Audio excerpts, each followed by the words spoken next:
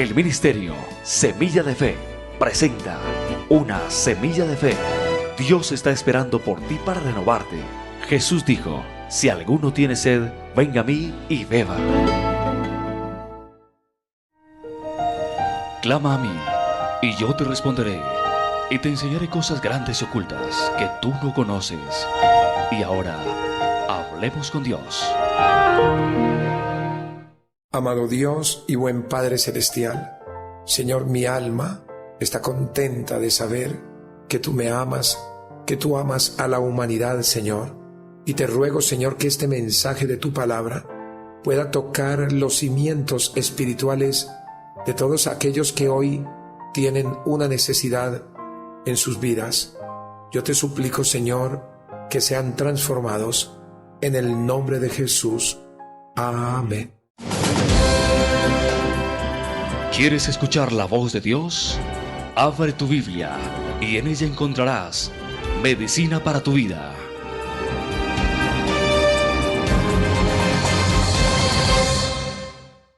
Dios quiere hablarnos hoy por medio de su santa palabra, y en el libro de Números, capítulo 11, de los versículos 1 al 12 nos dice: un día el pueblo se quejó de sus penalidades que estaba sufriendo. Al oírlos, el Señor ardió en ira y su fuego consumió los alrededores del campamento. Entonces el pueblo clamó a Moisés, y éste oró al Señor por ellos, y el fuego se apagó. Por eso aquel lugar llegó a ser conocido como Taberá, pues el fuego del Señor ardió entre ellos. Al populacho que iba con ellos le vino un apetito voraz, y también los israelitas volvieron a llorar y dijeron: ¿quién nos diera carne? ¿Cómo echábamos de menos el pescado que comíamos gratis en Egipto? También comíamos pepinos y melones y puerros, cebollas y ajos, pero ahora tenemos reseca la garganta y no vemos nada que no sea este maná. A propósito, el maná se parecía a la semilla del cilantro y brillaba como la resina. El pueblo salía a recogerlo y lo molía entre dos piedras, o bien lo machacaba en morteros y lo cocía en una olla, o hacían pan con él. Sabía a pan amasado con aceite. Por la noche, cuando el rocío caía sobre el campamento, también caía el maná. Moisés escuchó que las familias del pueblo lloraban, cada uno a la entrada de su tienda, con lo cual hacían que la ira del Señor se encendiera en extremo. Entonces, muy disgustado, Moisés oró al Señor: si yo soy tu siervo, ¿por qué me perjudicas? ¿Por qué me niegas tu favor y me obligas a cargar con todo este pueblo? ¿Acaso yo lo concebí o lo di a luz para que me exijas que lo lleve en mi regazo, como si fuera su nodriza, y lo lleve hasta la tierra que le prometiste a sus antepasados? Dios quiere restaurar la familia, fortalecerla con sus principios. Y ahora, tiempo en familia con Mati García. Hola amigos y amigas. ¿Dónde comienza la disciplina? Justamente debe comenzar cuando el infante empieza a mostrar su propia voluntad y a escoger su manera de hacer las cosas. Aún en la infancia, un niño sabe si puede manipular a sus padres o no, y si puede hacerlo, lo hace. Por esta razón es necesario enseñarle a adaptarse a las normas de la familia, o si no, él lo hará. Los siguientes recursos le ayudarán a tener hijos bien gobernados. Primero, gane respeto y manténgalo. Recuerde que para ganar el respeto hay que darlo. No los avergüence, no los menosprecie, ni sea sarcástico. Cuidado, porque el niño puede temerle y no mostrará lo que realmente siente, sino que brotará en los años futuros odio y venganza. Los padres que ganan y sostienen el respeto de sus hijos en los primeros años serán respetados durante los años de adolescencia y demás. Ahora, usted como hijo, ¿cuál es el respeto que usted manifiesta a sus progenitores? Segundo, establezca límites, ya que ellos proporcionan seguridad. Su hijo necesita saber lo que usted le permite y lo que le prohíbe de manera clara. Y estos límites van cambiando de acuerdo a su edad. Tercero, enséñele a razonar y obedecer. Es duro enseñar a controlar su comportamiento y a tomar buenas decisiones. Al niño que se le ha enseñado a cumplir las normas, llega a ser más responsable y al explicarle las consecuencias, comprenderá los resultados de su comportamiento. Cuarto, hable una vez, luego actúe.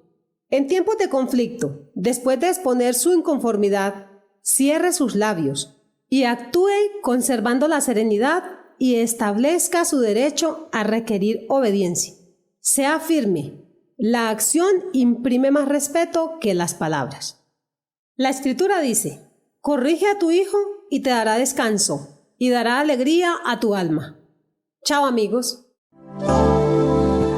Deja que la palabra de Dios refresque tu alma, tu corazón y tu espíritu, y te lleve a ser una persona conforme al carácter de Cristo. Con ustedes, el pastor Gerson Rodríguez.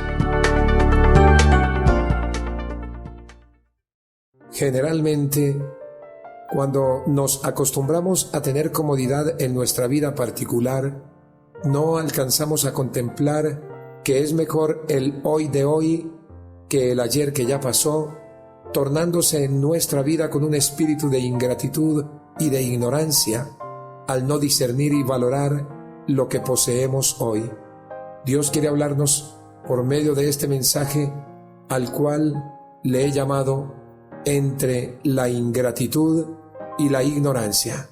Vamos a ver un pueblo con estas características y con otras más que por conducto de la palabra hoy hemos de aprenderlo, pero también vamos a ver algún clamor, alguna necesidad y algunas falencias en la vida de un personaje tan especial, de un siervo al cual todos debemos de imitar, cual fue Moisés, ese siervo estimado, apreciado, ese siervo tenido en el corazón del Señor.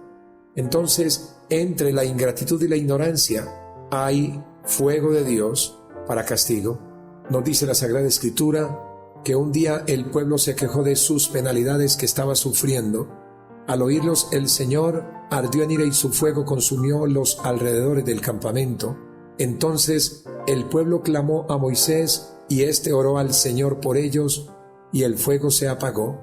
Por eso aquel lugar llegó a ser conocido como Taberá, pues el fuego del Señor ardió entre ellos. Al populacho que iba con ellos le vino un apetito voraz. En Dios hay fuego para castigo. Cuando el pueblo se torna en desobediencia para con el Dios celoso, con el Dios amoroso. Pero también nos dice la palabra, porque Jehová tu Dios es fuego consumidor, Dios celoso. Y si hay algo que aire al Señor, es los hijos quejumbrosos. Ese es el fuego del Señor contra los hijos que se quejan a diario y que no pueden comprender la inmensa misericordia del Señor, que no pueden apreciar su infinito amor y las provisiones que Él siempre tiene para su pueblo. Cuando el pueblo de Dios tenía tantos motivos para dar gracias a Dios, éste se quejó. Ahora bien, ¿de qué se quejó este pueblo? ¿En dónde radica el motivo de su queja? Cuando tenemos la misma actitud del pueblo de Israel y no valoramos lo que Dios es y ha hecho por nosotros, le encendemos a ira y las consecuencias para nuestra vida pueden ser funestas. Hay fuego de Dios para castigo contra los hijos que se quejan y hay fuego de Dios contra los hijos del mundo. En el versículo 4, la parte A dice: al populacho que iba con ellos le vino un apetito voraz, porque había un pueblo que se había mezclado con ellos, y la expresión gente extranjera se refiere a un grupo mixto de egipcios y otros más que habían seguido a Israel al salir de Egipto. Te lo quiero recordar por la escritura que está en el libro de Éxodo, capítulo 12, del versículo 37 al 38, el cual dice: partieron los hijos de Israel de Ramesés hacia Sucot. Eran unos 600,000 hombres de a pie, sin contar los niños. También subió con ellos una gran multitud de toda la clase de gentes, ovejas y muchísimo ganado. Y el pueblo de Dios, cuando está mezclado con el populacho, con aquellas personas que no han tenido ninguna experiencia personal de la salvación a través de nuestro Señor Jesucristo, ese pueblo que no conoce la palabra, pueden venir contaminaciones a la vida del pueblo del Señor. Cuando nos unimos en yugo desigual con los incrédulos, porque eso lo dice la Biblia, terminamos pensando como ellos y los principios espirituales y morales que el Espíritu Santo ha sembrado en nuestro corazón comienzan a desmoronarse lentamente hasta que un día de manera abrupta pensamos como ellos y rompemos nuestra relación espiritual con el Dios Todopoderoso que nos sacó de Egipto, como a su pueblo Israel, a su luz admirable. Dios nos manda a dejar ese tipo de costumbres para que no tengamos contaminación y consecuencias funestas. Por eso los israelitas volvieron a llorar y dijeron: ¿quién nos diera carne? ¿Cómo echamos de menos el pescado que comíamos gratis en Egipto? También comíamos pepinos y melones, y puerros, cebollas y ajos, pero ahora tenemos reseca la garganta y no vemos nada que no sea este maná. A propósito, el maná se parecía a la semilla del cilantro y brillaba como la resina. El pueblo salía a recogerlo y lo molía en 2 piedras, o bien lo machacaba en morteros y lo cocía en una olla, o hacía pan con él. Sabía a pan amasado con aceite. Por la noche, cuando el rocío caía sobre el campamento, también caía el maná. Moisés escuchó que las familias del pueblo lloraban, cada uno a la entrada de su tienda, con lo cual hacían que la ira del Señor se encendiera en extremo, y también hicieron enojar al siervo de Dios.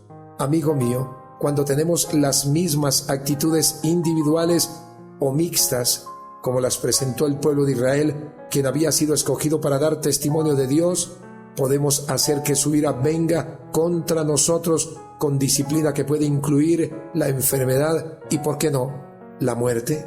Hay muchos casos en la vida real que ha sucedido enfermedades para muerte y que hay consecuencias como la pérdida de los bienes materiales, cuando muchas veces hacemos comparaciones de lo que era nuestra vida anterior con la vida hermosa que Dios nos ha dado a través de nuestro Señor Jesucristo. No hay una vida tan especial como la vida que tenemos en Cristo Jesús, y cuando comparamos, cuando nos quejamos, cuando nos aliamos con la gente del mundo, podemos ser autoparlantes de ellos al quejarnos como ellos se quejan porque no tienen a Dios. Quiero recordarte que la justa ira de Dios ante la afrenta, ante la difamación, ante la detractora manera de hablar de sus bendiciones, se cristalizó en castigo. Por eso dice la Biblia: y lo oyó Jehová y ardió su ira. Y si hay algo a lo cual tenemos que temer, es a la ira de Dios cuando Él ve que sus hijos no tienen la gratitud ni el conocimiento de las bendiciones que Él nos da.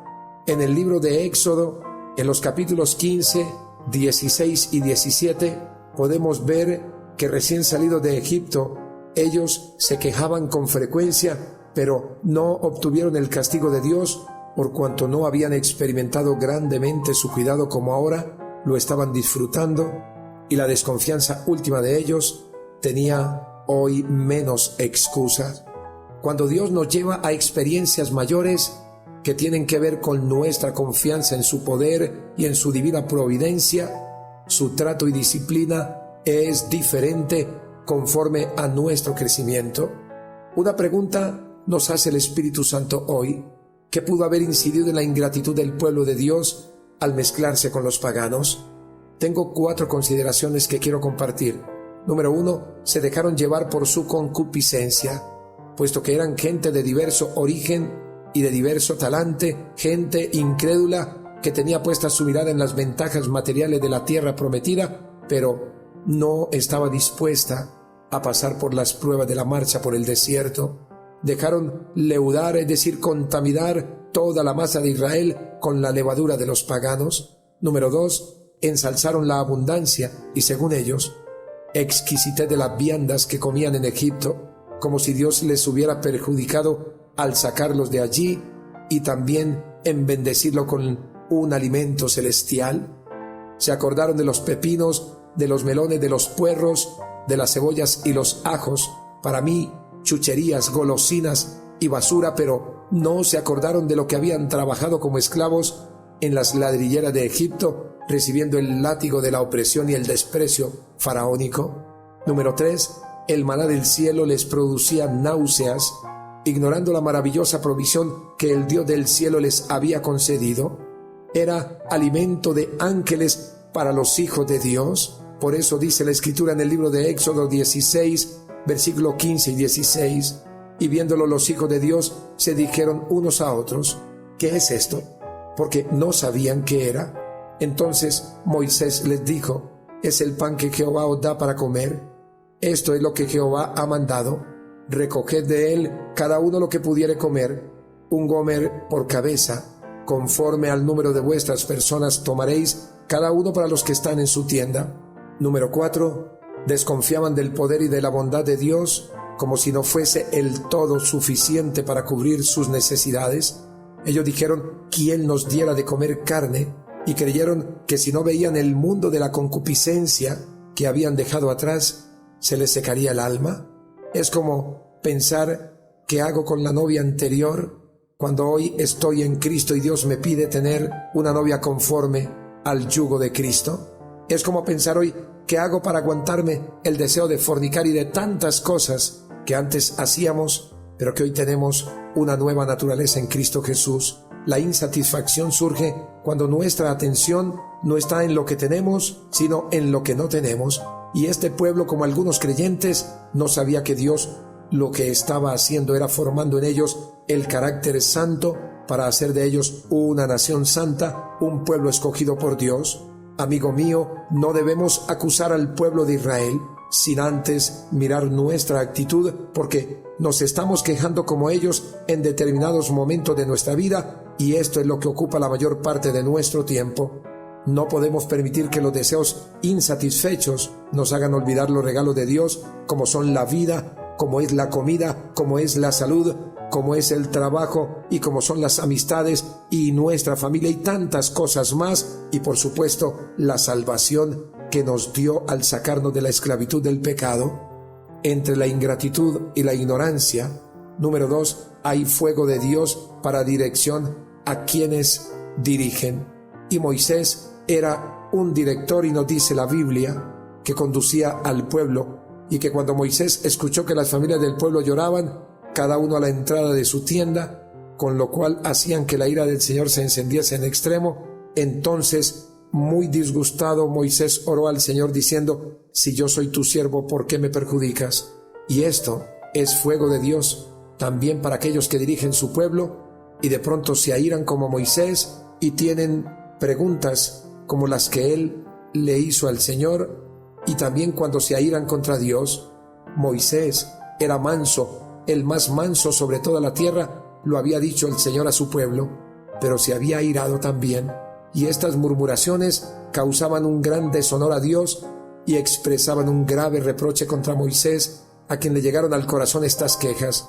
Pero también hay que decir que Moisés no estuvo a la altura del gran amigo de Dios y de poderoso líder de Israel en las precipitadas frases que pronunció, porque ya lo leímos de los versículos 10 al 15. Todo eso mostró, número 1, que él estaba subestimando el honor que Dios le había conferido al decir, si yo soy tu siervo, ¿por qué me has perjudicado? Número 2, se queja desmesuradamente ante un agravio común y toma muy a pecho el bullicio y la fatiga de su pueblo cuando dice, ¿acaso yo lo concebí o lo di a luz para que me exijas que lo lleve en mi regazo como si fuera su nodriza y lo lleve hasta la tierra que les prometiste a sus antepasados? Número 3, es exagerado Moisés cuando dice que sobre él pesa toda la carga del pueblo, porque él declara lo siguiente, ¿por qué me niegas tu favor y me obligas a cargar con todo este pueblo? Como si Dios obligase a hacer la obra. Debemos recordar que ningún llamado que nos haga el Señor es de carácter obligatorio, sino en gratitud porque Él nos amó primero, además porque nos dio el privilegio de servirle. El apóstol Pablo dijo, somos colaboradores de Dios, pero también dice, pues si no anuncio el evangelio no tengo por qué gloriarme, porque me es impuesta necesidad y ay de mí si no anunciar el evangelio. A él se le olvidó que el pueblo de Dios era también su pueblo y que el que anhela obispado buena obra desea. Es arrogante cuando Dios había declarado que era el hombre más manso de todos los que había sobre la tierra, cuando cree que la facultad de proveer es de él. Él dijo, ¿de dónde conseguiré yo carne para dar a todo este pueblo? Como si fuese cabeza de Israel, o el ama de casa, o el mismo Dios de Israel. Lo más triste es que le pide a Dios que le quite la vida de una vez, en una actitud cobarde cuando Dios es quien decide cuándo debe terminar con su vida o nuestra vida? Este es el Moisés manso y obediente que Dios defendió cuando murmuraban de él, pero también el hombre con debilidades y defectos como las tuyas y las mías, de cuyas virtudes y errores tenemos que aprender. A este siervo Dios le responde a las inquietudes que hay en su corazón, pero al que también corrige de manera amorosa. Fuego de Dios hay para los que dirigen la obra cuando desconocen que Dios es suficiente provisión para todos. Moisés había contemplado el poder de Dios manifestado en milagros espectaculares, es decir, cuando les da la victoria al abrir el Mar Rojo y por medio de él pasan todo el mundo sin que hubiese sufrido nada en su vida física, una victoria sobre el ejército egipcio. Y a pesar de todo esto, en ese momento estaba cuestionando el poder de Dios, su capacidad simplemente para alimentar a más de 600,000 hombres que habían salido bajo su dirección, una cantidad tan grande como la que sacó cuando estaban cautivos en Egipto. Si Moisés dudó del poder de Dios habiendo contemplado su gloria, ¿cuánto más nosotros cuando no vemos abrir ningún mar en dos? Depender de Dios completamente es esencial, no importando nuestro grado de madurez espiritual. Cuando comenzamos a razonar el poder de Dios y a depender de nuestro razonamiento, corremos el peligro como Moisés de ignorar la evaluación de Dios sobre cualquier adversidad. Cuán grande es el Dios todopoderoso, no solamente de Israel, sino el Dios todopoderoso de la Iglesia de Jesucristo, el cual nos dice hoy que es muy fácil confiar en Él cuando vemos sus obras maravillosas, pero que Él desea que aunque no las veamos, las confesemos como si las viéramos. Dios no cambia nunca, pero sí nos hace cambiar nuestros puntos de vista en relación con nuestra fe y con el Dios de la fe. Dios responde brevemente, pero suficientemente a la objeción que Moisés presenta en esta ocasión. Él le dice, ¿acaso se ha acortado la mano de Jehová? Y eso es lo que nos está diciendo a nosotros en esta hora. El Señor tiene suficiente provisión porque Él es el gran Shaddai, el todo suficiente, no solamente del pueblo de Israel, sino de la iglesia que lleva el nombre de su Hijo, Jesucristo. En conclusión, no podemos quejarnos entre nosotros mismos de las cosas que anhelamos y que quizás Dios no quiere darnos con inmediatez, sino que debemos aprender a llevar nuestro problema ante el único que puede hacer algo al respecto. Si no cumplimos con esta propuesta, encenderemos a ira al Todopoderoso para recibir nuestro castigo. Nos dice la Biblia, aún estaba la carne entre los dientes de ellos antes que fuese masticada, cuando la ira de Jehová se encendió en el pueblo, e hirió Jehová al pueblo con una plaga muy grande, y llamó a aquel lugar Tabera o Taberá, porque el fuego de Jehová se encendió en ellos. Amigo mío, este es el momento especial para que dejes la ingratitud y la ignorancia en rechazar las grandes bendiciones que Dios te ha dado. Una de ellas es la vida y la oportunidad de hoy para que le pidas perdón y entregues tu vida al Señor Jesucristo. Si es así, repite conmigo esta oración de poder que cambiará tu vida.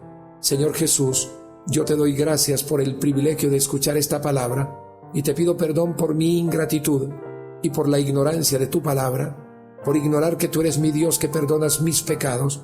Inscribe mi nombre en el libro de la vida y séllame con tu Santo Espíritu para la vida eterna. Señor, gracias por enseñarme todas las cosas buenas. En el nombre de Jesús. Amén. El Ministerio Semilla de Fe presentó Una Semilla de Fe, un mensaje refrescante para tu alma.